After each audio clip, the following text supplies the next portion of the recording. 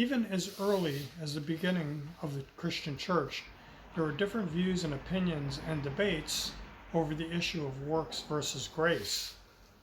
Jesus died for our sins and paid our debt in full. But is there anything that we are required to do in terms of our salvation?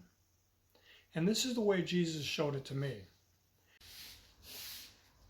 I became a Christian through faith, but the church that Jesus used to bring me to him, I believe they started out in grace and faith, but eventually became a very works-based church. We would street evangelize a lot, and I think subconsciously we started believing that if we weren't street evangelizing, that it would affect our salvation.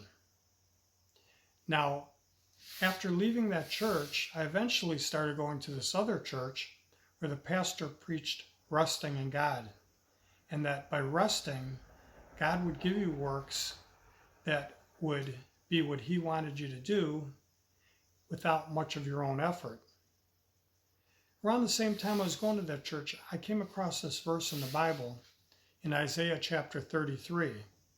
It said, "Behold, there the Lord will be for us, a place of broad rivers and streams, where no galley ship with oars can go, nor stately ship can pass." I believe Jesus was showing me that he was showing me a glimpse of what heaven was, a place of broad rivers and streams. But now he was also showing me that there's two kinds of ships. There's the galley ships with oars, and a galley ship is a flesh-powered ship where the people, the slaves, row to power the ship, to propel it. Now there's also the sail ship. A sail ship is a wind-powered ship, and the wind in the Bible many times is a symbol for the Spirit. Now, a couple of verses down, it goes on to say, "Your tackle hangs loose. It cannot hold the mast firm in its place or spread out the sails." So you have two kinds of ships. You have a flesh-powered ship and you have a wind-powered ship. So he showed me that you can't get there for sure on the flesh-powered ship, but on the sail ship, you do have to have your sails spread out. I mean, that's the minimum requirement.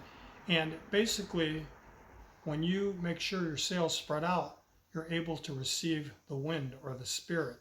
So you have to make sure when you first hear the message of the gospel that you receive the Spirit. After that, the wind, without your own effort, propels the ship.